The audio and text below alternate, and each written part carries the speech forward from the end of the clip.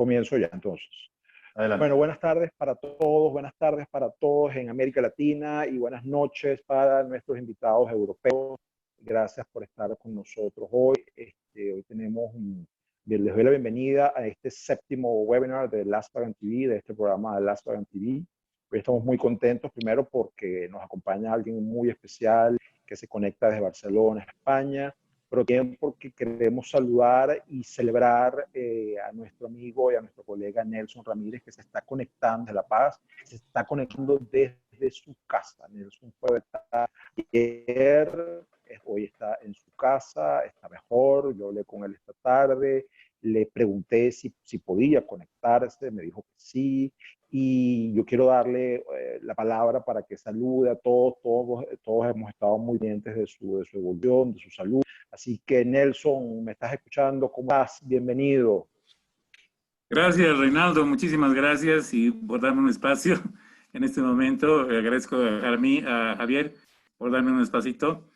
La verdad, amigos, que la experiencia que he vivido hasta hoy, todavía sigo viviendo, es una cosa inexplicable, una cosa indescriptible. Esta infección que la estamos viendo tan de cerca, viendo con pacientes, viendo en la literatura que es riquísima cada día, pero cuando uno la vive ya es otra cosa. He pasado días muy duros, ya son prácticamente casi más de 2 semanas que he comenzado con el cuadro y que ha pasado los días así fugaz, parece un mal sueño nada más, pero quiero decirles que he vivido cada instante fisiopatológico que está descrito en la literatura y que gracias a Dios los amigos, la familia, los colegas, todo el mundo se puso en campaña aquí en Bolivia y fuera de Bolivia también. Y gracias a eso, aunque no crean, hasta la gente del supermercado me reconocía porque mi foto estaba en todo lado. Estábamos buscando plasma hiperinmune, que felizmente lo consiguieron a tiempo y en el momento ideal. Yo creo que si no era en ese momento que me colocaban este tratamiento, de repente en ese momento la historia era diferente. Había progresado muy rápido, hice una neumonía viral rapidísima. Yo soy hipertenso, así que tomo los sartán, tenía un factor de riesgo y que eso me ponía en más riesgo todavía, además de ser senior. Pero hizo que, como todo típico paciente médico, ¿no? Evolucionamos muy, muy mal. Pero también eso ha servido para aprender muchísimo, no solamente de la enfermedad, sino del comportamiento humano, porque uno lo vive. La verdad que esta experiencia ya no es del libro, ya no es del ver el paciente, sino vivirlo como paciente. Y eso les digo, y la verdad que a ninguno de ustedes les deseo que en ningún momento estén en contacto con este virus, porque por muy leve que sea la situación, te vienen miles de ideas a la cabeza y lo primero que se te pasa es que uno se va a morir. Y la verdad es que uno lo vive eso y es una sensación sumamente desagradable, la incertidumbre de si mañana te despiertas o no. Ves cómo vas desaturando progresivamente, va bajando 90, 80, 70 y tantos y tú dices, ya me estoy muriendo. Pero felizmente no llegué a la ventilación mecánica, fue solamente con oxígeno externo y la pronta reacción de mis médicos han sido espectaculares. Yo estoy muy feliz porque además de haber sido mis médicos, han sido mis alumnos y todos venían y decían, el profesor está aquí y que no sé qué y hasta me preguntaban qué quería, ¿no? Yo decía, deme probióticos, deme esto, deme zinc, ¿no? Y bueno, y ha sido una experiencia, ahora ya lo puedo contar sonriendo, pero la verdad que he tenido lágrimas y bueno, les agradezco a ustedes todo el apoyo que he recibido. Realmente eso me ha fortificado muchísimo. Creo que tenemos una gran familia, no solamente en Last Vegan, sino en todo el mundo. Y creo que los médicos somos los habitantes del mundo que merecemos tener una segunda oportunidad. Gracias, amigos, y pues ya no les canso con la historia. Nelson, Bravo, Nelson, bravo. Un placer que estés con nosotros y bueno, nada, seguimos en contacto, seguimos pendientes, recupérate bien, como te escribí el otro día, toca ahora tu periodo de convalecencia, descansa y nada, recupérate porque como te expliqué antes y también te lo he dicho, eres muy valioso para tu país y para Latinoamérica. Así que cuídate mucho. Gracias, ¿Okay? gracias, Reinaldo. Gracias a todos. Bueno, muchísimas gracias. Qué bueno tener a Nelson en este webinar. Y ahora, bueno, pues sí, vamos a recibir a nuestro invitado que ya está conectado desde Barcelona. Es muy bien conocido en Latinoamérica y por supuesto en España y en el mundo. Se trata del doctor Javier Martín de Carpi, quien es el jefe del Servicio de Gastroenterología, Hepatología y Nutrición Pediátrica del Hospital San Juan de Dios de Barcelona. Además, es el director del Máster de Gastroenterología, Hepatología y Nutrición Pediátrica de la Universidad de Barcelona. Es un Educational Liaison del Grupo de Oporto de la Sociedad Europea de Gastroenterología Pediátrica, de la ESPRAN, y además coordinador del Grupo de Trabajo sobre Enfermedad Inflamatoria de la Sociedad Española de Gastroenterología, Hepatología y Nutrición Pediátrica. Y además es socio activo del ASPAN desde este año, así que estamos muy felices de que se haya incorporado a nuestro grupo. Entonces, pues nada, yo quiero darle la bienvenida a Javier. Javier, muchísimas gracias por estar con nosotros a pesar de la hora tan incómoda. Y bueno, adelante. Ya puede compartir pantalla, doctor. Exacto. Muchas gracias, Reinaldo. Muchas gracias a la Junta del ASGAN. Es un placer para mí estar aquí con vosotros. Espero no dormirme, no estar un poco suficiente para dar la charla, pero fuera de bromas es un placer para mí estar con vosotros. Os voy a hablar sobre lo que he considerado como retos presentes y futuros en el abordaje de la inflamatoria pediátrica. De interés, aparte de todo lo que es la relación con la industria de una u otra forma, un poco lo que os pongo abajo, ¿no? Quizá algunas de las opiniones y puntos de vista de las cosas como las hacemos aquí quizá no sean siempre a otras situaciones y áreas geográficas. Esto pues probablemente vosotros también lo sepáis contextualizar. Bueno, yo una reflexión primero. Bueno, como sabéis, mis amigos latinoamericanos me invitan a hablar sobre inflamatoria pediátrica y la primera duda que tengo es si hablamos de realidades paralelas, ¿no? Yo, trabajar donde trabajo me ha permitido conocer diferentes realidades y, bueno, Barcelona tiene atracción de mucha gente y muchos profesionales, muchos colegas de todo el mundo y muchos latinoamericanos, sobre todo, pues vienen a nuestra. Y en parte también es por culpa, entre comillas, de Vicente Barea, antiguo jefe de nuestro servicio, que decidió hace 20 años pues crear un máster de gastroenterología pediátrica, el primero que había en España. Y gracias a eso, pues muchos colegas, que además, bueno, espero que muchos sí sé que están ahora conectados, pues nos ha permitido conocernos a mucha gente, ¿no? Pues yo creo que por nuestro servicio, entre másteres rotantes, estudiantes, pues ha pasado gente de todos los países de Latinoamérica. Creo que salvo, en los últimos 20 años, creo que salvo Bolivia y El Salvador, no ha venido nadie, pero del resto han venido diferentes profesionales y que ahora son colegas y amigos. Y una de las cosas que siempre, cuando hablo con ellos o cuando conocen nuestra realidad, pues nos dicen, hombre, se quedan sorprendidos de la cantidad de pacientes con enfermedad inflamatoria intestinal que vemos a día de hoy en nuestro hospital o en nuestro país, ¿no? Porque claro, actual en nuestro centro es Barcelona en el año 2002 y como veis aquí en esos años estábamos diagnosticando entre 5 y 10 casos, ¿no? Y bueno, pues aquí veis, ¿no? Es decir, que ahora estamos a 35, 60 o más de 60 pacientes nuevos que entran en nuestra unidad cada año. Es verdad que no son exactamente siempre casos nuevos y de nuestra zona de referencia, somos hospital de referencia, con lo cual nos llegan muchos pacientes de otras áreas o de otros centros para segundas opiniones, pero esta es nuestra realidad el día a día, ¿no? Es decir, cada mes tenemos nuevos diagnósticos, cada semana probablemente tenemos algún paciente que bien por el diagnóstico, bien por alguna incidencia o bien por iniciar algún tratamiento está viniendo al hospital, tenemos sesiones y tenemos consultas monográficas todos los días, es decir, pues una actividad bastante marcada de inflamatoria.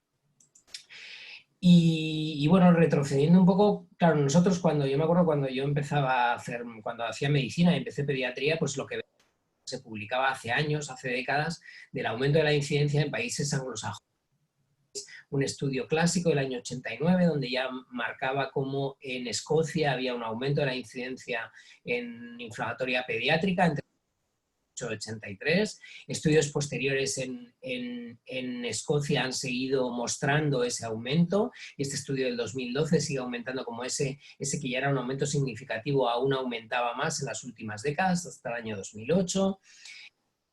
Y bueno, paralelamente también pues en otras zonas de Gran Bretaña, ¿no? Como veis, este artículo también del 2014, donde como veis por franjas o por etapas o por diferentes años, pues cómo iba aumentando la enfermedad. La gráfica lo tenéis muy significativo, ¿no? Es decir, esto nosotros yo me acuerdo cuando estaba haciendo la residencia en pediatría lo estudiábamos, pero se nos quedaba aún bastante lejana, veíamos a muy...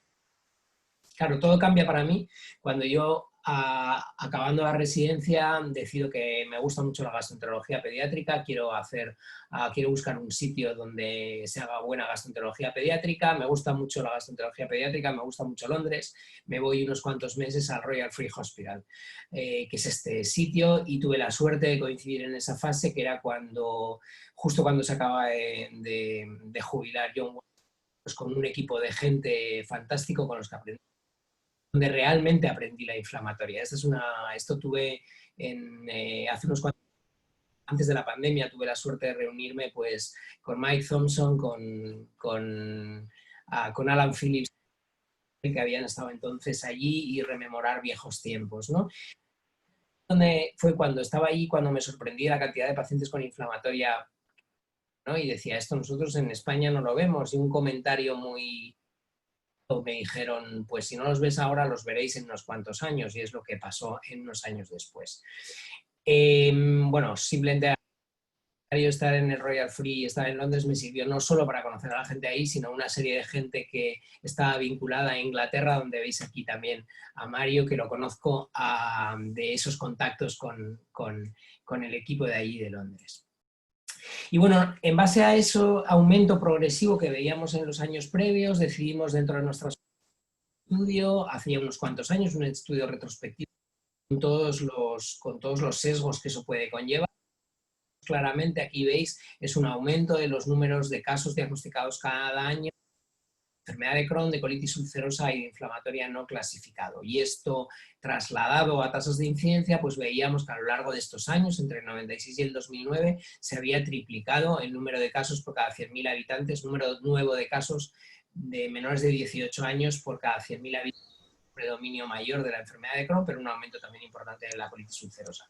Obviamente sin llegar a ser los números que manejan en países escandinavos o países del norte de Europa o países Canadá y Estados Unidos, pero con un importante aumento respecto a las décadas previas. Es decir, es verdad eso que nos decían de que íbamos a ir viéndolo en las próximas décadas.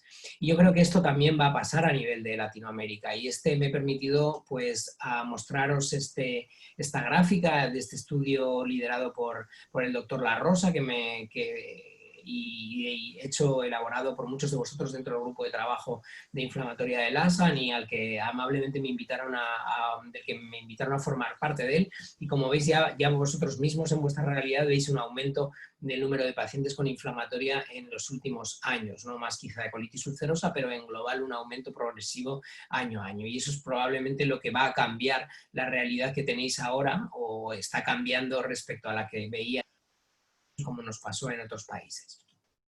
Pero aparte de esta diferencia numérica, creo que, bueno, pues al final nuestras premisas inflamatorias son las mismas, porque debemos tener los mismos objetivos, ¿no?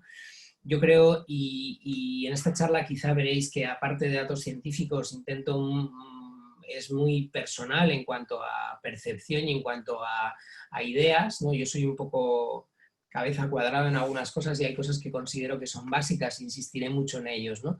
Yo creo que la inflamatoria pediátrica constituye uno de los mayores desafíos en nuestra especialidad, por lo menos en nuestra área, y es muy importante que lo tengamos así en cuenta, porque de nuestra labor depende en buena medida la evolución, el pronóstico y las posibles complicaciones de la enfermedad a lo largo de la vida del paciente.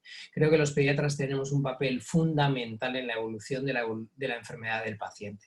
Por eso debemos ser muy exigentes con nuestra actuación en el manejo de estas enfermedades, debemos ser muy cuidadosos, debemos extremar al máximo lo que hacemos en nuestros pacientes.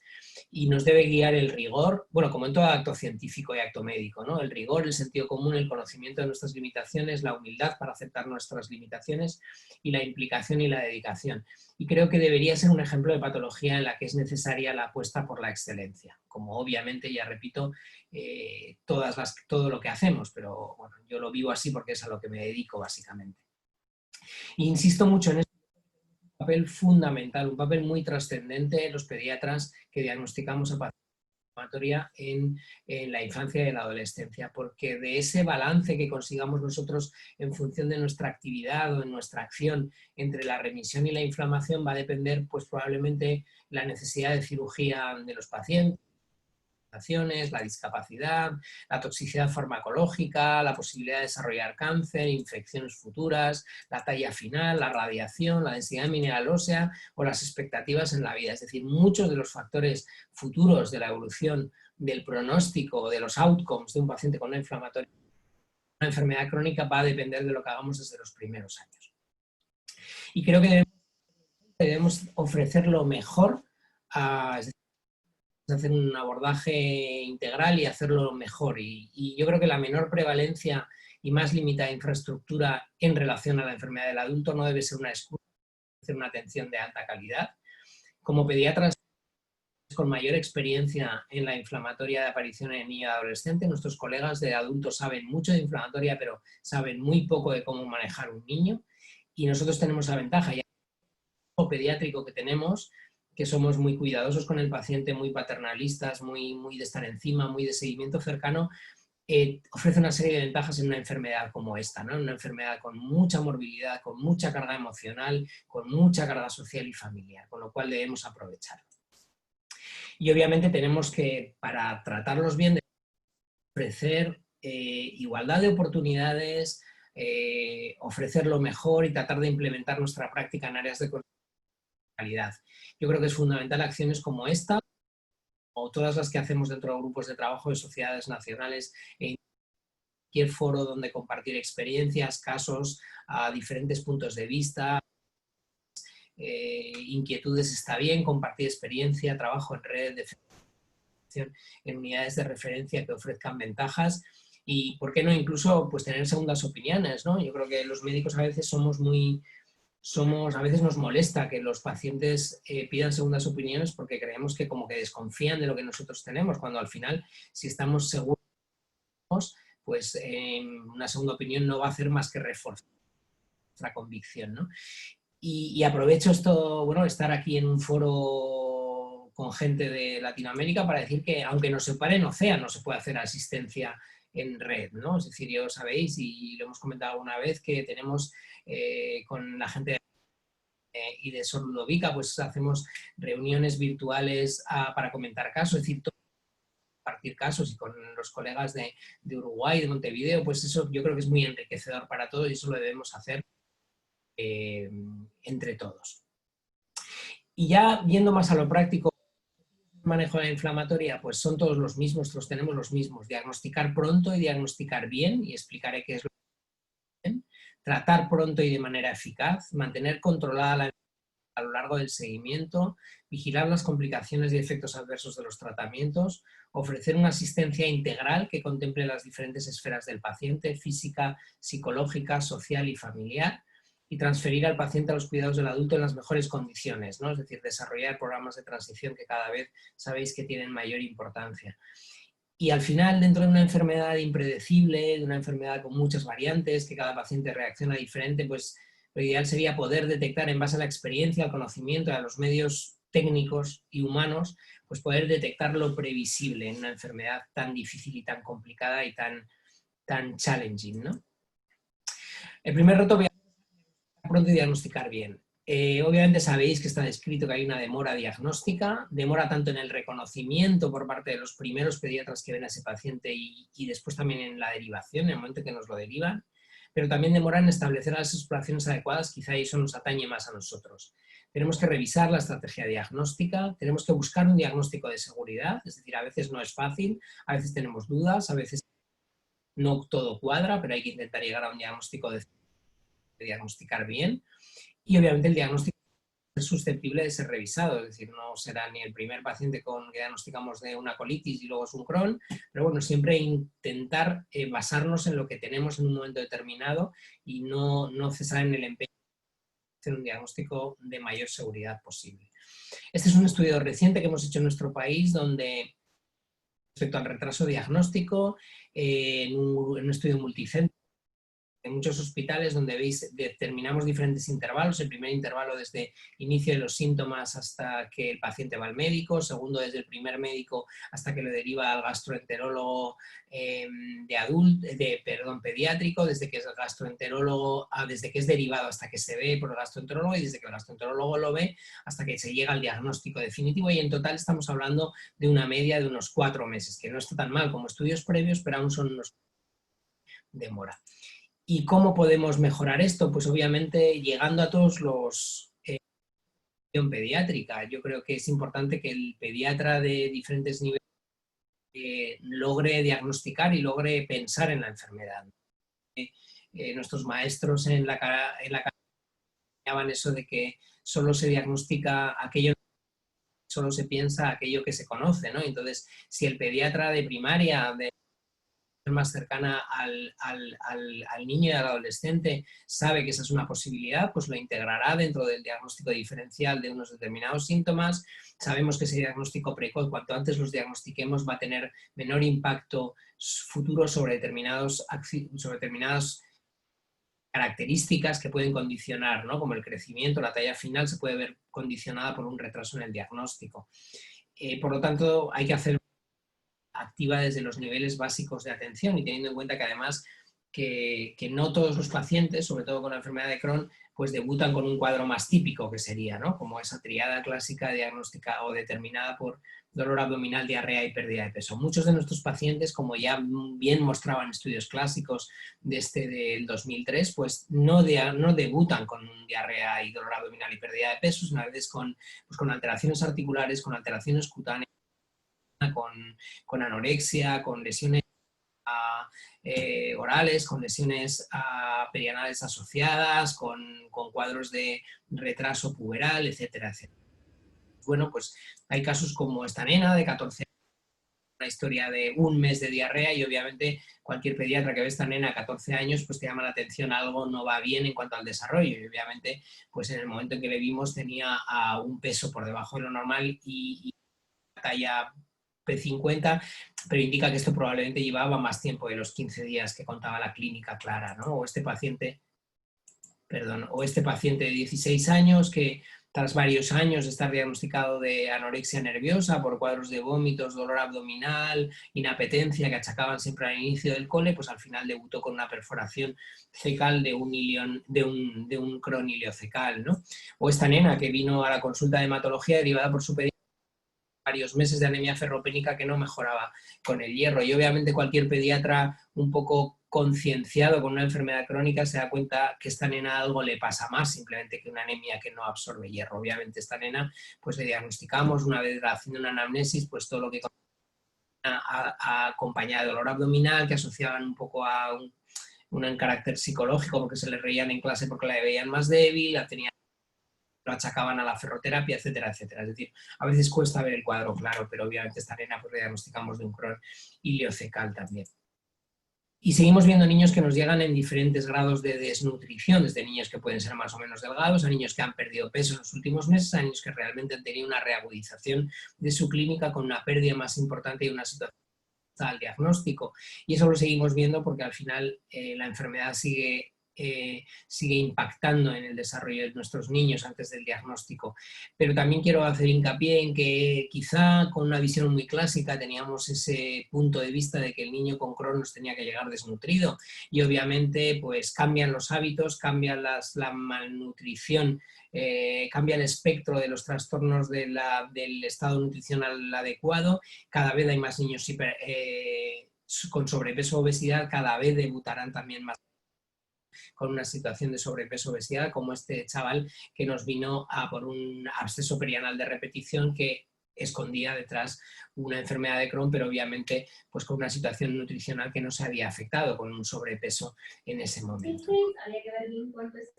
Con lo cual, pues para evitar esa demora diagnóstica y poder diagnosticarlos prontos, pues sí que tenemos responsabilidad nosotros, ¿no? No solo de lo que nos llega al hospital, a nuestras unidades más especializadas, sino que también deberíamos ser los que consigamos que desde los diferentes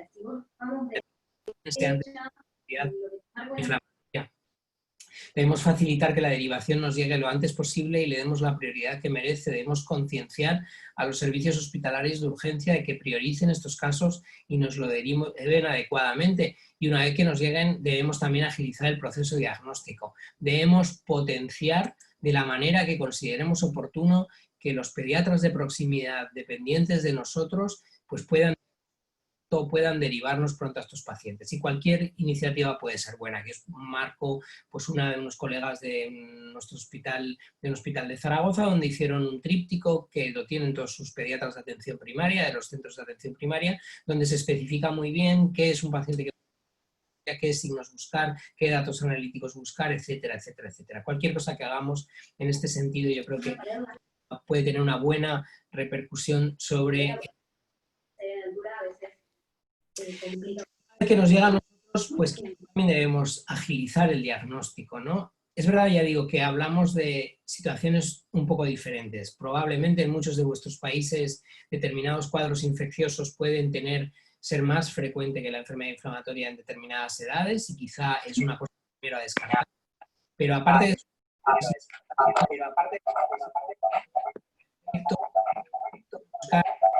cosas que no cuadran mucho y que tendríamos que el paciente que tenemos una sospecha de posible inflamatoria, lo más importante quizá es llegar al diagnóstico pronto y agilizar.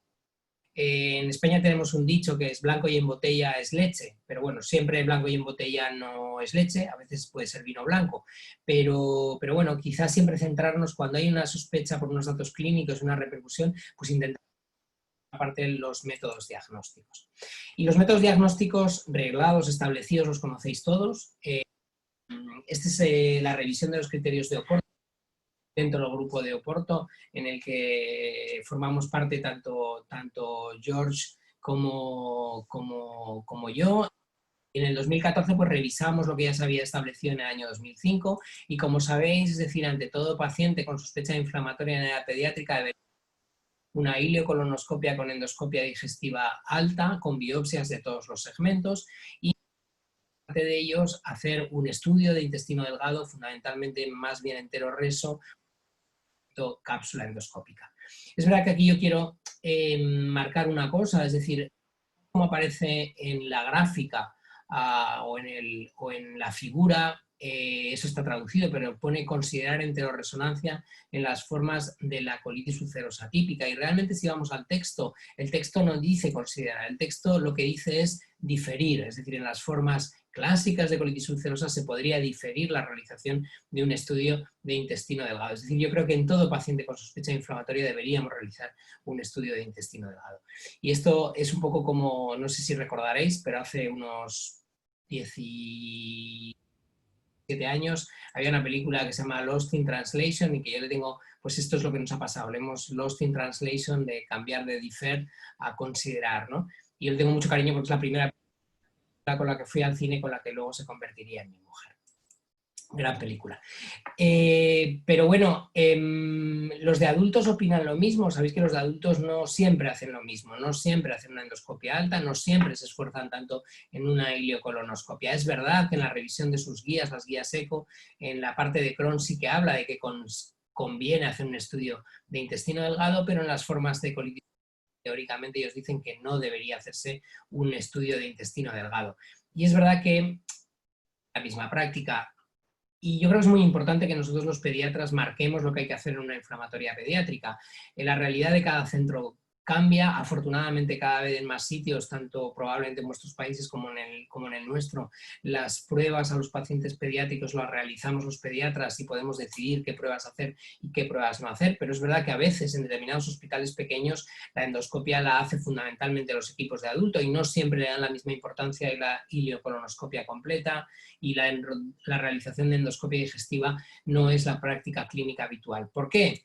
Pues probablemente porque hay menos formas no clasificadas en el adulto, porque tienen menos formas de Crohn exclusivamente colónico, que a veces es lo que a veces a nosotros nos puede hacer más dudar. Tienen menor reconocimiento de las formas atípicas de la colitis ulcerosa. Recordemos que las formas atípicas se describen en los criterios de Oporto, que es un paper pediátrico, es decir, es donde primero salen todas las formas de colitis ulcerosa descritas, y quizá también porque el abordaje terapéutico inicial para ellos es menos diferenciado. Al final, Crohn colitis, el tratamiento de un adulto de primera instancia, salvo en situaciones graves o en determinadas condiciones, va a ser corticoides y luego inicio posterior de inmunosupresor. Quizá no les cambia tanto el diagnóstico inicial.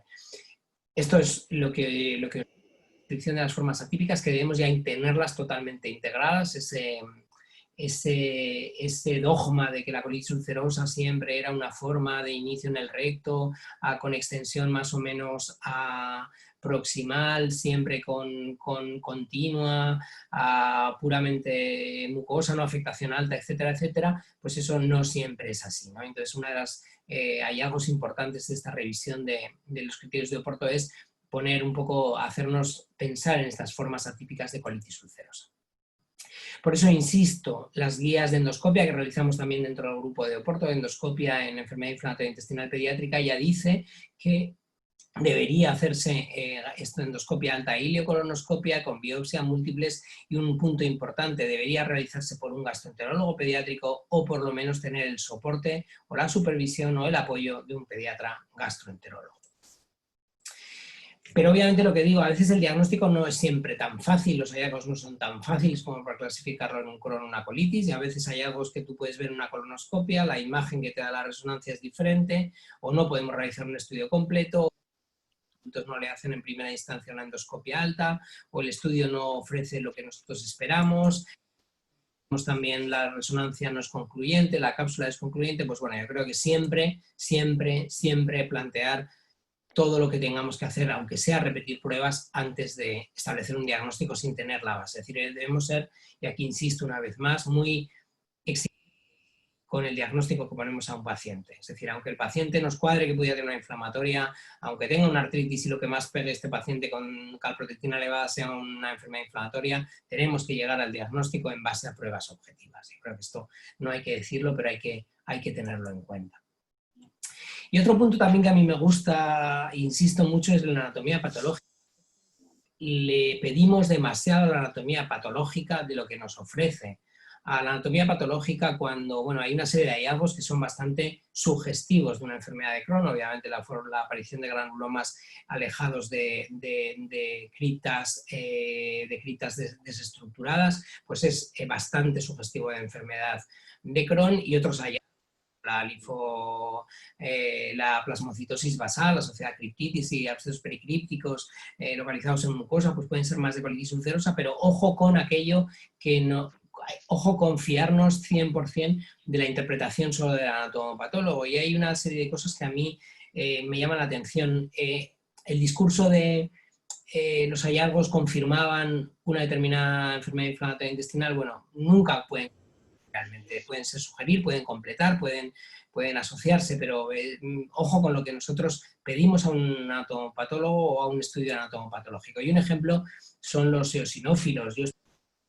Que hay pacientes que se diagnostican de gastroenteropatía eosinofílica o de colitis eosinofílica y realmente es una enfermedad inflamatoria intestinal hasta que no se demuestre lo contrario. Y hay un estudio muy interesante, el año 2018, donde se pone de manifiesto un poco cómo, comparando las formas de colitis ulcerosa o de enfermedad inflamatoria intestinal pediátrica, tanto la típica como las formas BOIBD, ambas tienen mayor número de eosinófilos, significativamente mayor de eosinófilos, estadísticamente significativo en relación con las formas de adulto. Es decir que, bueno, pues ya digo, integrar todos los hallazgos dentro del conjunto global de datos a asociar, ¿no? o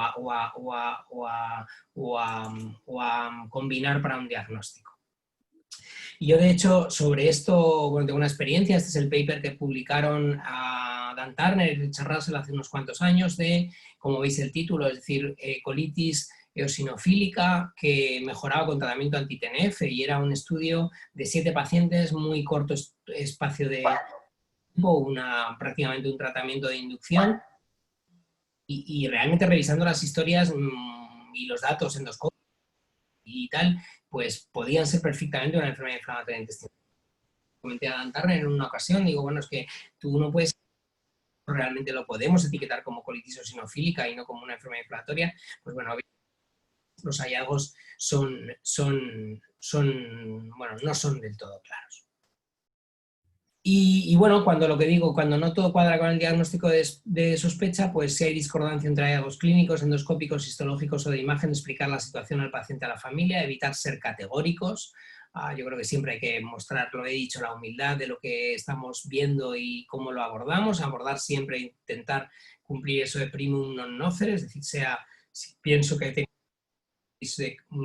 en una Crohn de colónico o una colitis ulcerosa, pues intentar tratarlo de la forma que más sea beneficioso para ambas posibilidades. Si en un futuro tenemos que cambiar, pues obviamente reconocerlo y estar siempre abiertos a reevaluar el caso. Y obviamente el segundo reto fundamental, una vez diagnóstico temprano y diagnóstico adecuado, será el abordaje terapéutico, ¿no? Y varios conceptos. Tenemos que indicar adecuadamente los tratamientos según las características de la enfermedad. Yo creo que es muy importante individualizar. Lamentablemente yo creo que nunca vamos a tener un tratamiento único que nos vaya a servir para la enfermedad inflamatoria intestinal, ni para todo Crohn, ni para toda colitis, con lo cual es muy importante la individualización.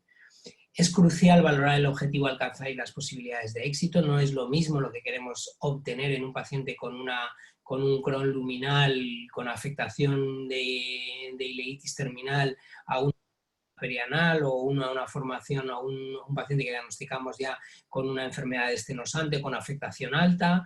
No es lo mismo una colitis distal que una pancolitis, etcétera, etcétera, ¿no? Tenemos que ser muy cuidadosos en el manejo de los tratamientos. No tenemos, lamentablemente, muchos tratamientos, con lo cual deberíamos aprovechar al máximo los tratamientos que tenemos. Tener en cuenta que la evidencia está para algo.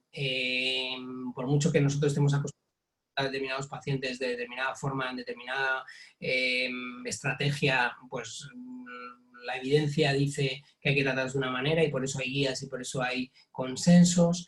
Evaluar la falta de respuesta primaria y la pérdida de respuesta secundaria a los tratamientos, saber muy bien qué es lo que le pasa a cada paciente cuando está fracasando un tratamiento, ser cuidadosos a la hora de suspender, desechar o eliminar tratamientos, ser integradora de las diferentes estrategias terapéuticas disponibles. Voy a intentar pasar algunos de estos aspectos. Lo primero, obviamente, que el reto fundamental que tenemos, y espero que en un futuro lo podamos hacer 100%, es poder estratificar el tratamiento según el riesgo de enfermedad complicada. De hecho, nosotros en nuestras guías primeras de enfermedad de Crohn, publicadas en el 2014, como sabéis, ya establecemos que hay determinadas situaciones donde ya, y yo creo que es muy novedosa, estas guías fueron muy novedosas porque son las primeras guías que tratamiento top-down, con inicio con anti-TNF desde el diagnóstico, en pacientes con Crohn fistulizante o afectación perianal, con retardo importante del crecimiento o con factores predictivos de enfermedad grave, como veis aquí, con úlceras profundas, con afectación entérica, con osteoporosis marcada o con enfermedad grave pese a tratamiento de inducción adecuado. Es decir, ya establecíamos aquí una serie de factores predictores de enfermedad complicada. Y esto, pues en las nuevas guías que estamos revisando y que están a punto de publicarse, pues ya incidimos, esto es un poco spoiler, pero el doctor Van Rhenen me dejó que os lo mostrara, pues ya incluso especificamos más en esos factores predictivos. Y en los próximos meses probablemente tengamos también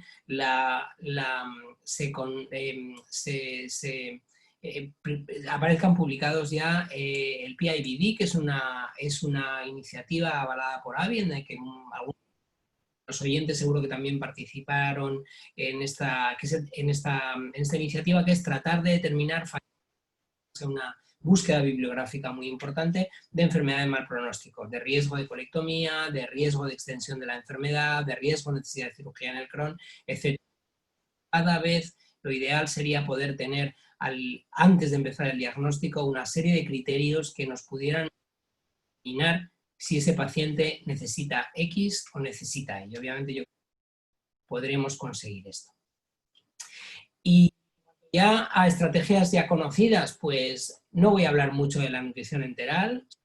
Nosotros somos muy defensores de la nutrición enteral exclusiva y creo que todo pediatra gastroenterólogo es muy defensor de la nutrición enteral exclusiva en la enfermedad de Crohn. Tenemos que reflexionar si realmente la reconocemos como primera opción a mayor parte de nuestros pacientes, qué es lo que dicen las guías, si tenemos la capacidad de defenderlas adecuadamente, si tenemos limitaciones importantes en cuanto a pues, personal auxiliar, en cuanto a cobertura de la fórmula, etcétera, etcétera. Pensar si la usamos en ocasiones de manera combinada en la inducción, más anti-TNF, y si hacemos esto un poco, ¿por qué lo hacemos? ¿No? Porque no hay ningún dato en la literatura que dé más, o sea, que avale que la enteral más corticoides mejora la estrategia que si utilizamos solo enteral exclusiva o corticoides o anti-TNF más nutrición enteral. Entonces, que tengamos muy claro por qué estamos utilizando varias cosas a la vez, porque no ha demostrado que tenga más efecto terapéutico. Deberíamos intentar la nutrición enteral una opción válida, cada hospital tiene su estrategia, a nosotros lo que nos va muy bien es promoverlo desde el diagnóstico, es decir, defenderlo, insistir en la idoneidad. Siempre lo hacemos durante a todo paciente con inflamatoria, intentamos ingresarlo en el hospital unos cuantos días, primero para poder completar los estudios, segundo para que vayan conociendo a los diferentes miembros de la unidad y puedan tener tiempo para conocer la enfermedad, para que puedan conocer a pacientes, a otros que llegan al hospital y puedan compartir testimonios, y también un poco en el caso de nutrición enteral para que veamos que el paciente lo puede cumplir, puede adaptarse a ella y le damos de alta ya sabiendo que el paciente puede cumplir la nutrición enteral exclusiva, o al contrario, o que no la puede cumplir, o que no le sienta bien, o que es totalmente irrealizable y tenemos que pensar en otra estrategia. Pues una serie de trucos, pues bueno, pues intentar un seguimiento telefónico cercano para dar un soporte, intentar un soporte multidisciplinar, visitas cercanas, siempre estar al tanto por si necesitan un soporte pues por parte de la dietista o por parte de la psicóloga, es decir, al tanto porque es un paciente que tiene muchas posibilidades de flaquear a lo largo de los 2 meses que le estamos obligando a realizar la nutrición enteral exclusiva, es decir, cuidar sumamente y dar un soporte muy importante a estos pacientes. Si no tenemos logística, si no tenemos la capacidad de hacer un seguimiento adecuado, probablemente fracasa. Sabéis que en los últimos años están describiendo la experiencia con una dieta de exclusión, lo que llamamos la Crohn's Disease Exclusion Diet, desarrollado por el grupo de Ari Levin, y que han puesto en marcha diferentes estudios en los que participamos a nivel multicéntrico e internacional diferentes centros, y que lo que se basa es en posibles efectos de determinados alimentos tanto sobre la microbiota como sobre determinados factores asociados a la inmunidad intestinal, tanto al efecto barrera como a la estimulación de interleuquinas proinflamatorias, etcétera, etcétera. Es decir, ese que ofrece la ventaja de que tiene una mejor tolerancia y mejor adherencia porque permite comer una dieta normal, habitual, determinadas cosas, pero permite lo que es una dieta de sólidos y estructurada en diferentes comidas más o menos normalizadas, y los resultados que estamos obteniendo son bastante la misma efectividad que la nutrición enteral exclusiva, con la posibilidad además de una mejor adherencia, mejor tolerancia, y abre la posibilidad a nuevas situaciones de intervención. Estábamos acostumbrados a utilizar la dieta de la nutrición enteral exclusiva fundamentalmente al diagnóstico. La dieta de exclusión nos permite utilizarlo en recaídas, en pacientes con fracaso anti-TNF, etcétera, etcétera, etcétera. Los inmunosupresores teopurínicos es otro arma que cada vez utilizamos también más. Es verdad que sabéis que hay una serie de consideraciones a raíz de posible toxicidad a largo plazo, pero sí que ha demostrado que puede ser útil en el mantenimiento de la remisión alcanzada con nutrición enteral exclusiva en el Crohn, aunque en esto os comentaré después una cosa, porque realmente no parece que la eficacia sea por el inicio de los tiopurínicos en el momento que lo hacemos, sino que realmente sea en una situación de un buen grado de remisión alcanzada con la enteral. Es útil en el mantenimiento ulcerosa, es útil en el mantenimiento de la respuesta anti-TNF, ya que minimiza la toxicidad en el tiempo, en la dosis. Hay que vigilar posible toxicidad, estáis todos acostumbrados a utilizarlo. Y el problema de cómo dosificar, pues sabéis que, bueno, que si nos guiamos por el TPMT es poco fiable, porque normalmente los valores que nos dan de laboratorio de TPMT lleva a infradosificar el fármaco. En función de lo que nos dice el TPMT, medimos los metabolitos, nos dan bajos, con lo cual hay que intentar ir a dosis en rango alto, y si disponemos de metabolitos para valorar dosis adecuada o necesidades de cantidad de dosis o incluso adherencia al tratamiento, pues nos puede ser útil. Los solicitados para la colitis ulcerosa, pues deberíamos escoger la forma de presentación más adecuada en cuanto a la vía, la liberación, a la dosis. Hay determinados preparados de liberación retardada que nos son útiles, sobre todo para esos pacientes que tienen una actividad, pese a un buen control de la enfermedad en general, una cierta actividad distal mantenida. Hay necesidad en muchos casos de refuerzo por vía tópica. Tenemos que inducir a dosis altas y mantener también un mínimo de dosis. A veces tendemos a utilizarlo a dosis muy bajas para el mantenimiento y hay que subirlas. Hay que facilitar la adherencia en cuanto al tipo de preparado, dosis, posología, y vigilar también determinadas situaciones de efectos adversos. Los esteroides, pues ya sabéis que es un fármaco que es súper útil o eficaz como antiinflamatorio para múltiples patologías, pero afortunadamente actualmente disponemos de un arsenal terapéutico. Tener alternativas a los esteroides sistémicos, consecuentemente ahora es poco grave o poco frecuente la toxicidad grave, pero es verdad que en determinadas situaciones seguimos teniendo que utilizar los corticoides, pero deberíamos implementar estrategias ahorradores de esteroides con inicio de fármacos supresores, con una estrategia de destete planificada y evitar lo que yo llamo ir bajando medicación, ir subiendo cuando recae, ir bajando y prolongar mucho en el tiempo. Tener en cuenta que los esteroides nunca deberían ser una terapia de mantenimiento de la enfermedad inflamatoria intestinal. No es el mismo modelo que otras enfermedades, como puede ser una enfermedad de tipo de hepatitis autoinmune. Los corticoides no deberían ser la base de un tratamiento de mantenimiento. Tenemos otras alternativas a día de hoy, aunque pasen pues por la colectomía, ¿no? Pero siempre, si no hay otro tratamiento, algo hay que hacer antes de mantener al niño con esteroides. Y obviamente, cómo debemos utilizar los esteroides ya están en las guías, evitar que nos aparezcan niñas como esta, que fue una segunda opinión que nos vino a nuestro hospital hace ya unos cuantos años. Como veis, diagnosticada a los 5 años, nosotros le vemos a los 8 años con necesidad de corticoides mantenidos y, como veis, pues un estancamiento en la talla, un aumento importante del peso, efectos estéticos que podéis ver y una que precisaba llevar corsé durante todos los 24 horas al día.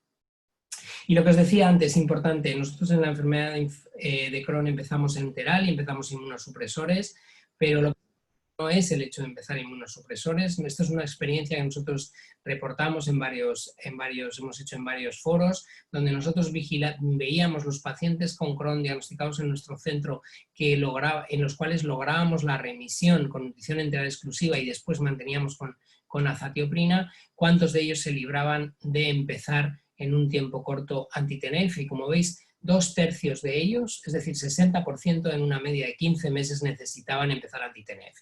Y repito, eran pacientes que habían remitido con nutrición enteral exclusiva y mantenido después con tiopurínicos. Con lo cual, como hay estudios del grupo de Peter Levin, donde Australia ya pone de manifiesto en varios estudios, lo importante que te asegura una buena tasa de remisión clínica mantenida no es el inicio de inmunosupresores, sino es el llegar a una curación mucosa tras la inducción con nutrición enteral exclusiva. Debemos ser debemos ser muy exigentes a la hora de qué estamos buscando cuando establecemos un tratamiento de inducción. Lo que deberíamos buscar es la remisión profunda posible, porque eso es lo que mejor nos asegura un mantenimiento de la remisión. Y obviamente, cuando esto no nos funciona, los tiopurínicos o el metotrexate, al final, después de cambiar entre ellos, al final vamos a la anti-TNF que conocemos cada vez más, que hemos visto que es útil en muchos escenarios de nuestros pacientes, en la inducción de la remisión en Crohn luminal, en el mantenimiento de dicha remisión, en el Crohn perianal, en la profilaxis posquirúrgica, en la inducción de la remisión en colitis ulcerosa, en el mantenimiento de la remisión y en la eficacia en las manifestaciones extraintestinales asociadas. Hemos aprendido a utilizarlos y cada vez en este camino hacia la cima, ¿no? Por el símil del top-down o step-up, pues desde la cima hemos aprendido que mejores resultados cuando los usamos en fases precoces de la enfermedad, que no en todos los escenarios se necesita la misma estrategia, que disponemos de diferentes estrategias para mejorar nuestros resultados, como la monitorización de niveles, que es lo ideal, las ventajas del tratamiento por objetivos o el treat to target, que no voy a extenderme, y que la combinación con anti-TNF, entre anti-TNF y inmunosupresores, como hemos dicho, aporta beneficios sobre todo en la disminución de la inmunogenicidad, siempre valorando en una balanza los riesgos y los beneficios. Y obviamente, pues esto lo os digo, ya sabemos que todas estas cosas las hemos aprendido. Vuelvo a la paciente Crohn, nutrición enteral fracasa, empezamos con adalimumab y a las 12 semanas pues obviamente esta niña es otra, es decir, hemos conseguido lo que queremos con un tratamiento de inducción, ¿no? Es decir, que rápidamente revierta y a esta nena le hemos cambiado la vida, es decir, es que fijaos en el color, en el pelo, en la sonrisa, es decir, esto en el estado nutricional, ¿no? Esta nena lo que hemos conseguido es cambiarle la vida, que es lo que nosotros buscamos con.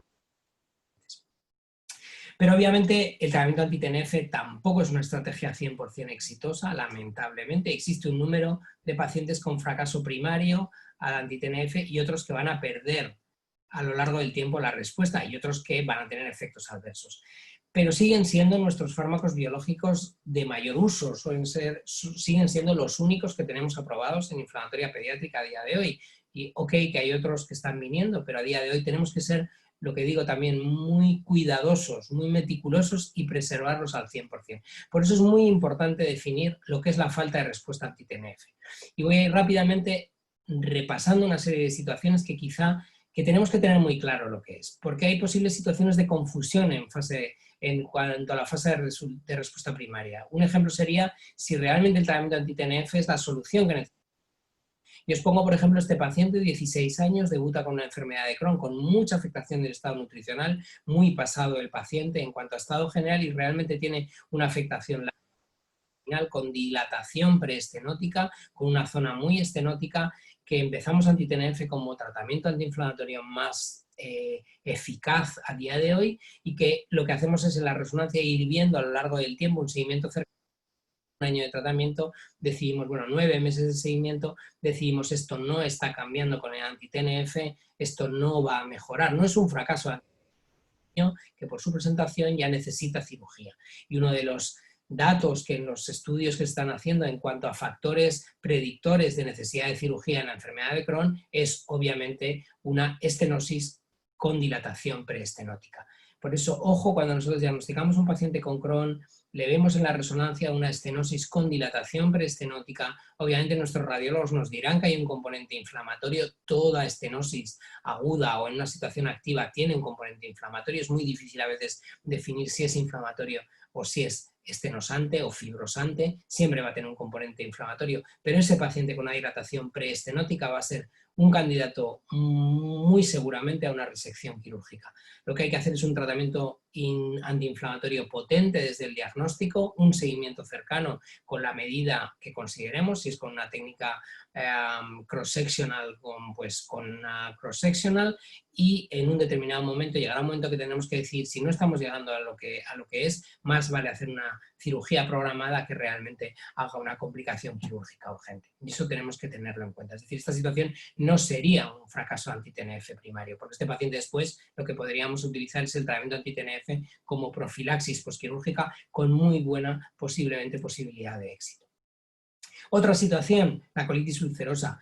Tendemos en muchos sitios a ofrecer al paciente en situación de necesidad de un anti-TNF, sobre todo en la enfermedad de Crohn, igualmente tanto el adalimumab como el infliximab, en base a las diferencias y a que paciente y familia decida, y eso está muy bien en determinadas situaciones, pero la enfermedad en la colitis ulcerosa, tanto en las guías de colitis ulcerosa ambulatoria como en las graves, es decir, obviamente el que mejor ha demostrado en resistencia a respuesta a colitis ulcerosa corticoresistente sin infliximab, con el cual en este paciente lo ideal sería utilizar infliximab. Y aparte, en la situación de colitis ulcerosa grave, sabemos que hay una carga inflamatoria tan importante que hace una mayor producción de TNF y una mayor consumo y pérdida de anti-TNF. Por ello, en situaciones de colitis ulcerosa grave está demostrado que el anti-TNF logra niveles más bajos pese a que estemos administrando las mismas dosis y que estos pacientes probablemente van mejor, como este estudio del grupo de Toronto, es decir, con dosis intensificadas de infliximab como terapia de inducción. Entonces, cada vez se está demostrando que en colitis ulcerosa grave córtico-resistente una estrategia a 10 miligramos por kilo, semana 0, 1, 4 o alternativa, o 0, 1, 6 o 1, 0, 1, 5, pero 10 miligramos kilo probablemente ofrezca ventajas porque conseguimos revertir de manera más eficaz esa carga inflamatoria tan importante. Y aquí otro inciso que quizás si no tenéis un manejo muy fácil de niveles, quizá no es del todo habitual en vuestra práctica, pero muchas veces lo que consigue, es decir, de ese pool de pacientes que diagnosticaríamos como fracaso primario de anti-TNF, muchos de ellos son por falta de niveles, es decir, intensificando, reinduciendo, es decir, logrando fármaco, probablemente muchas de esas teóricas no respuesta primaria las pudiéramos recuperar.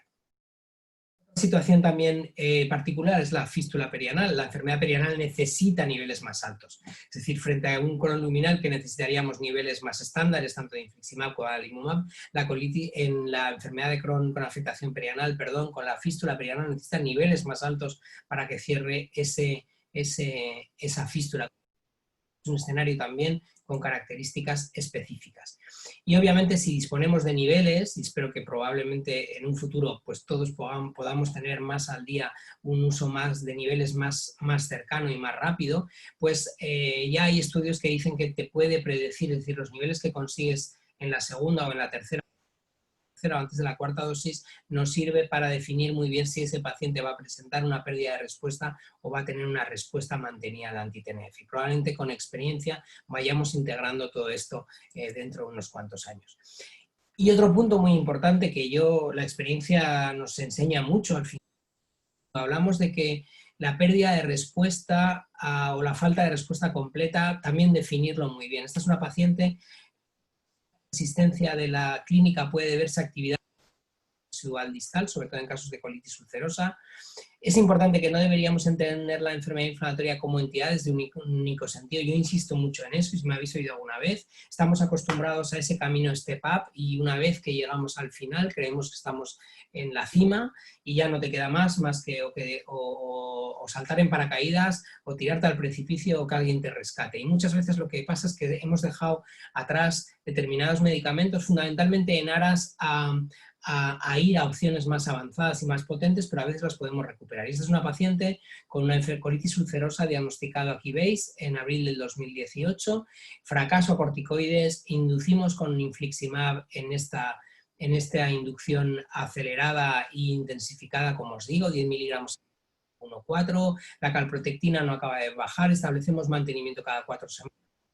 Momento en que va bien, pero progresivamente aquí vuelve a tener rectorragias, vuelve a tener diarrea, y le hacemos una colonoscopia y llamativo, cuando ya teóricamente pensamos secundario a anti-TNF, calprotectina elevada, clínica persistente, pese a infliximab a dosis adecuada con niveles adecuados, y decidimos hacer una colonoscopia cuando ya le íbamos a pedir vedolizumab como uso compasivo, y lo que nos dimos cuenta es que tenía una actividad persistente a nivel distal, que era la causante de sus síntomas, y añadimos el enema de 4 gramos de salicilatos y como veis desde entonces, es decir, ha logrado controlar la enfermedad. Es decir, insisto en que hay que reevaluar muy cercanamente a los pacientes porque no podemos basar nuestras decisiones terapéuticas en lo que vimos hace meses o hace años. Es decir, la enfermedad es cambiante, es una enfermedad evolutiva y hay que saber cómo enfrentarnos mejor a ella.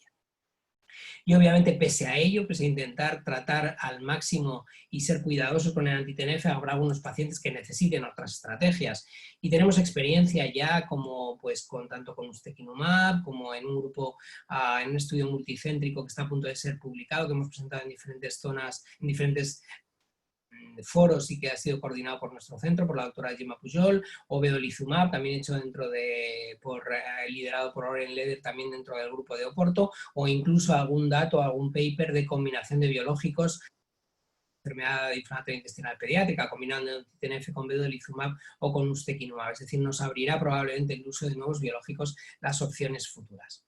Y el tercer reto, y ya acabo con esto, porque me estoy excediendo y probablemente es que yo cuando empiezo a hablar no paro, será la mejora en el seguimiento, obviamente, ¿no? Debemos hacer un seguimiento cercano, vigilante, anticipatorio y proactivo, ser accesibles al paciente, es importante que noten el soporte y la accesibilidad del equipo médico, visitas regladas en función de la situación del paciente, un seguimiento clínico, analítico, con marcadores evaluación y seguimiento en forma de equipo interdisciplinar, adaptado a las nuevas situaciones, y esto lo pongo obviamente por la situación de pandemia que hemos vivido y que estáis viviendo. Pensábamos que nuestra atención de excelencia solo lo podíamos hacer si veíamos presencialmente al paciente, si le tocábamos la tripa, si le veíamos el aspecto, si le pesábamos, le medíamos, y obviamente esto nos ha enseñado que lo podemos intentar seguir haciendo igual de bien en base a marcadores indirectos y seguir intentando hacerlo con el mismo cuidado.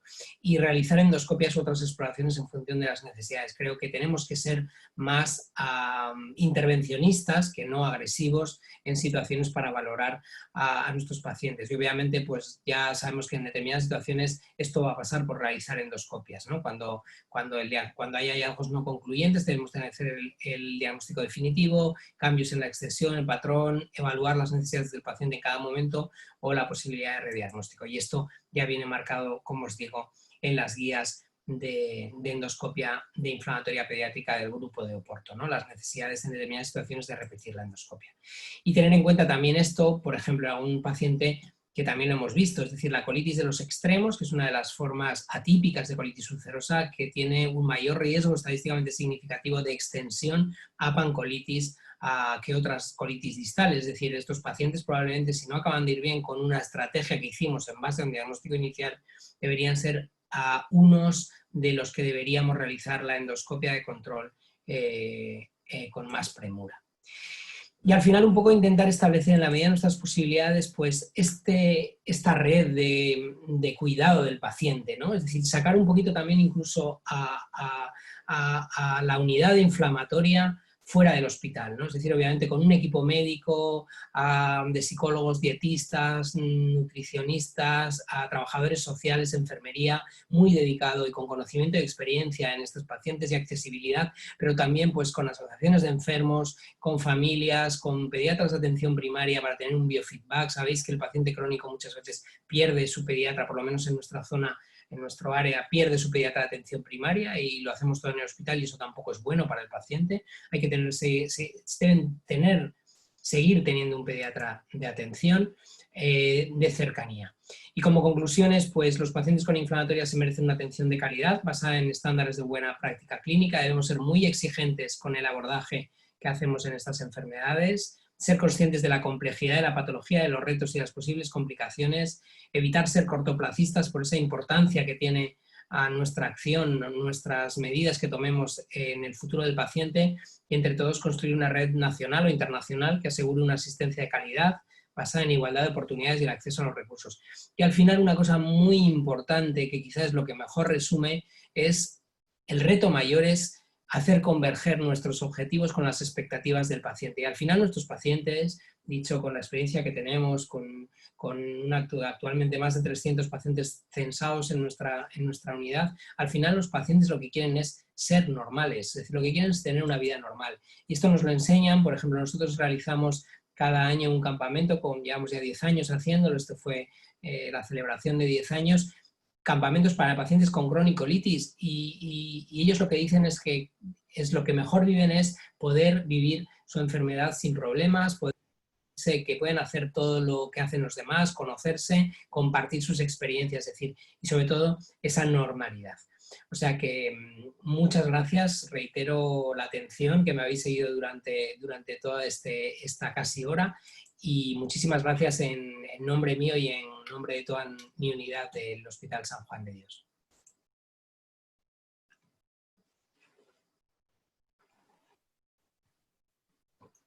Muchísimas gracias, doctor. Le paso la palabra a Reinaldo. Por favor.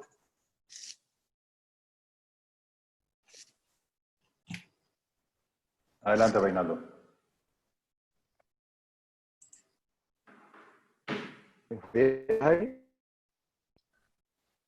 No se te escucha, Reinaldo. Bueno, empiezo a hacer las preguntas yo. Te preguntan sobre el uso de biológicos. ¿Cuál es la edad más temprana para el uso de biológicos? La edad más temprana, la que necesite el paciente. Nosotros lo hemos usado, que yo recuerde, biológico más precoz en paciente de 12 meses. 12 meses. Sí, pero bueno, es decir, necesidad bueno, sí, paciente que no responde y que necesita un tratamiento anti-TNF, pues se puede dar a cualquier edad. Ok. Te preguntan también si hay alguna diferencia o cuáles son las situaciones en las que se prefiere infliximab o adalimumab. Bueno, como he dicho, nosotros en determinadas situaciones, es decir, en la enfermedad de Crohn, normalmente nosotros ofrecemos en igualdad de condiciones infliximab a adalimumab. Siempre teniendo en cuenta que hay determinados condicionantes, yo creo que pueden ser igual de útiles. Es verdad que el infliximab, pues, hacerlo con inmunosupresores fundamentalmente para bajar la carga antigénica o para bajar la carga inmunogénica, y el adalimumab iría a empezarlo en monoterapia, aunque muchas veces llegas al anti-TNF cuando ya estás con tratamiento inmunosupresor, con lo cual lo mantienes también durante un tiempo. En situaciones que consideramos que les puede ser igual de útil, ofrecemos los dos, explicamos las diferencias, las especificidades, y hablo de una enfermedad de Crohn. ¿Cuándo consideramos uno u otro? Pues por ejemplo, paciente que no nos fiamos mucho de que se lo vaya a administrar bien por situación social o familiar, y entonces preferimos a veces que venga al hospital de día a ponérselo, o pacientes que tienen una patología asociada, muchos que compartimos con afectación reumatológica, pues los reumatólogos sabéis que prefieren más el adalimumab que el infliximab, pero en un paciente con un Crohn que diagnosticamos, Crohn luminal, sin ninguno de estos condicionantes, ofrecemos los dos, y la mayor parte de ellos, muchos, prefieren el subcutáneo para administración ambulatoria. En colitis he sido más tajante. En colitis ulcerosa córtico-resistentes, yo creo que hay que empezar por infliximab porque es lo que tiene más evidencia. Perfecto. Te preguntan si se debe realizar enteroresonancia a pesar de tener una ileoconoscopía completa. Yo creo que sí. Yo creo que sí. Yo creo que hay que tener unas... Siempre te puede dar a una sorpresa el intestino delgado. Yo creo que debería entrar siempre que sea posible y esté disponible dentro del esquema diagnóstico de todo paciente con enfermedad inflamatoria intestinal. Perfecto. Dice la determinación de CMV, supongo que es citomegalovirus, en tejido de pacientes que vemos que no responden al TNF. ¿Se debe hacer? Se debe hacer siempre que pienses que sí, se debe hacer. Es verdad que más cuando tienes un córtico resistente, que antes de poner el anti-TNF quieres asegurarte que no tenga un citomegalovirus que está impidiendo la mejoría de los corticoides, pero también sería equivalente, paciente que tienes con infliximab o con otro tipo de biológico que no acaba de responder bien y que tienes que tomar una estrategia, ¿no? Yo creo que por eso es importante cuando estrategia que pasa quizá por suspender un biológico y optar a otro que tienes que pedir uso compasivo, lo que sea, hay que hacer una colonoscopia. En esa colonoscopia siempre no está de más pedir un citomegalovirus para descartarlo. Te preguntan qué edad tiene el paciente más joven en tu centro. Nosotros diagnosticamos el paciente más joven diagnosticado en nuestro centro 4 meses. Con un Crohn-like, BOIBD Crohn-like, y que va muy bien. Perfecto. Te preguntan que cuándo es el momento adecuado de suspender un tratamiento con anti-TNF en un paciente con remisión histológica de la enfermedad por más de 12 meses. Bueno, aquí entraríamos en una disquisición, es decir, yo creo que al paciente con inflamatoria diagnosticada en edad pediátrica no hay que suspenderle el tratamiento. Es decir, no hay que dejarle sin tratamiento. Es una enfermedad crónica, nos estamos jugando cosas muy importantes durante su maduración. Yo siempre en nuestro centro lo que hacemos es mantener algún tipo de tratamiento hasta que le damos de alta. Muy pocos pacientes, pues porque no lo quieren, porque se niegan, porque lo abandonan, se van sin tratamiento. Ya no se trata de que sea el biológico en sí, es decir, tú puedes haber utilizado un biológico y en determinado momento pues que haya sido puente y mantener con otra cosa. Pero yo per se no creo que haya que suspender. Yo, un paciente con una enfermedad inflamatoria intestinal, que tú sabes que tiene una enfermedad inflamatoria intestinal, no creo que tenga que ir sin tratamiento. Es como un diabético, no, el objetivo no es quitarle la insulina, el objetivo es darle la dosis de insulina que mejor controlar y que necesite en su momento. La inflamatoria es igual. Otra cosa es un paciente que venga previo, dudoso, de hace muchos años, que no te cuadra en la evolución y que tú te como estrategia consensuada con la familia, el probar a quitar un tratamiento, siempre intentando reevaluar si eso realmente era una inflamatoria o no. Pero a mí el concepto de cada una enfermedad inflamatoria intestinal debe llevar un tratamiento de mantenimiento, o por lo menos así lo veo yo, hasta que sea estirón, hacha el crecimiento, la maduración, y entonces ya se lo propondrán los médicos de adulto, porque probablemente lo tienen que hacer de una manera consciente y como adulto responsable. Y muchos lo harán, porque los de adultos y algunos estarán unos años sin tratamiento hasta que recaigan y otros tendrán que recaer. Te preguntan si tienes alguna experiencia de que si infliximab no funciona y lo pasas a adalimumab, sí funciona. Sí, sí, algunos sí. Sobre todo cuando tienes reacción, cuando tienes niveles bajos con formación de anticuerpos. Ese es el caso más claro, ¿no? Porque no estás, por la inmunogenicidad, no estás permitiendo que los niveles de infliximab sean buenos. Perfecto. Te preguntan si todos tus pacientes tienen calprotectina fecal elevada. ¿Perdona? Si todos tus pacientes tienen calprotectina fecal elevada. La mayor parte. Es un marcador, como sabéis, muy, muy sensible de inflamación. Es decir, muy pocos casos debutan con calprotectina normal, casi ninguno, y con discretamente elevada, pues algunos, pero la mayor parte tienen elevación. Muy bien. También te preguntan si el uso de estereoscopía en sus pacientes en el caso de enteroresonancia magnética alterada o si solo se limitan a realizar la cápsula endoscópica. Estereoscopía, ¿qué estamos hablando? Estamos hablando de enteroscopia, ¿no? Supongo que sí. Sí, contra enteroresonancia magnética alterada. Nosotros no, es decir, nosotros utilizamos enterorreso, depende de los hallazgos de enterorreso, si la enterorreso nos da información, no hacemos ningún otro estudio. Si pensamos que es un Crohn y no tenemos ni colonoscopia concluyente y la resonancia es normal, hacemos una cápsula, sí. Si tenemos la sospecha bastante marcada de que es un Crohn, buscamos que haya afectación a nivel luminal que no nos estemos viendo con la resonancia. Te preguntan si ante un paciente que es dependiente de esteroides, se puede iniciar biológicos sin iniciar un descenso previo de los esteroides. Sí, bueno, me imagino que tú para saber que es un dependiente tienes que haber intentado bajarle, porque el que no le has intentado bajar o ha respondido o es corticoresistente. Cuando empiezas a bajar es cuando ves que es corticodependiente. Si ves que es corticodependiente y para que no se te desestabilice subes otra vez a dosis máximas y así está bien, en teoría si sabes que a la mínima que le bajes va a tener actividad porque es corticodependiente, pues entonces sí que una opción sería empezar anti-TNF con dosis de cara a poder bajarle pronto. Ok. Nos pregunta el doctor Roberto Sabla desde El Salvador. Dice que tienes pacientes con infliximab, pero clínicamente mal endoscopía y sin mejoría. Tienen niveles normales hasta altos, sin anticuerpos, ¿y cómo lo interpretarías? Está un poco complicado, pero a ver. No me aclara muy bien. A ver, dice que tiene un paciente con infliximab, pero que clínicamente está mal en su endoscopía, o sea, no mejora. Vale. Y no tiene anticuerpos. ¿Y niveles normales o incluso altos? Así es. Pues teóricamente es un fracaso anti-TNF, sería un fracaso primario anti-TNF, no estaría indicado empezar adalimumab como primera opción, con lo cual sería una búsqueda de un posible segundo biológico con vedolizumab o ustekinumab. Dice que qué tratamiento realizaron con el paciente BEO de IBD de 4 meses.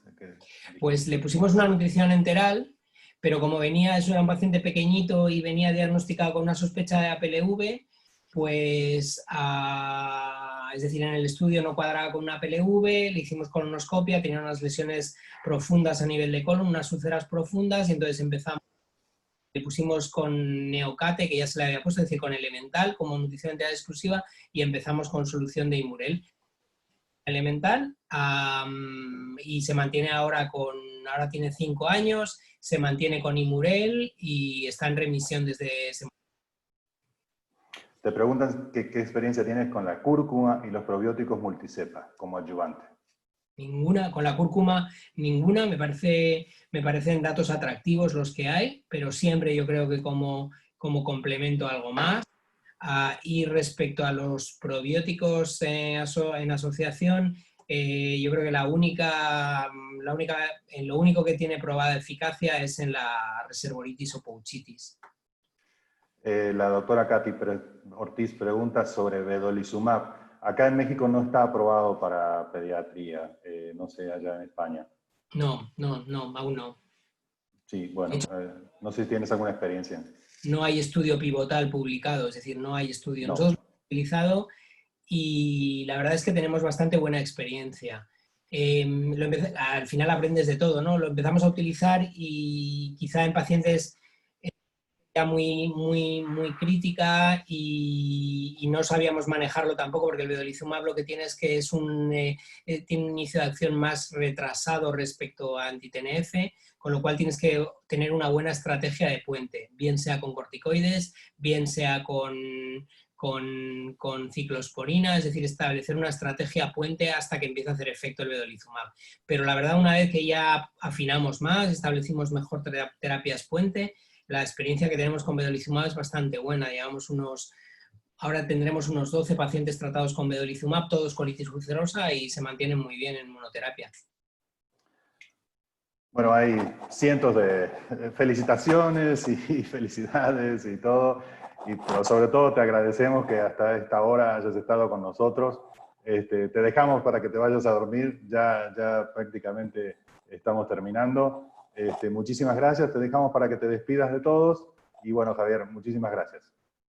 Gracias, Carlos, gracias, Reinaldo, gracias a todos, gracias a muchos amigos que tengo y me siento amigo de muchos que tengo por ahí distribuidos, que están conectados y que me felicitan y tal. Es un placer, como siempre, encontrarme con vosotros y volver a contactar. Y nada, un placer, y no sé si habéis visto, mi mail está disponible, mi teléfono para cualquier cosa que queráis comentar de pacientes, de ideas, serán bienvenidas y estaré encantado. Un abrazo para todos. Muchas gracias, los dejamos, nos vemos en el próximo Laspagan TV, los invitamos a que visiten laspagan.org y vean nuestras redes sociales, Facebook, Twitter y LinkedIn. Muchísimas gracias por todo. Gracias, Javier, un gran abrazo desde Uruguay.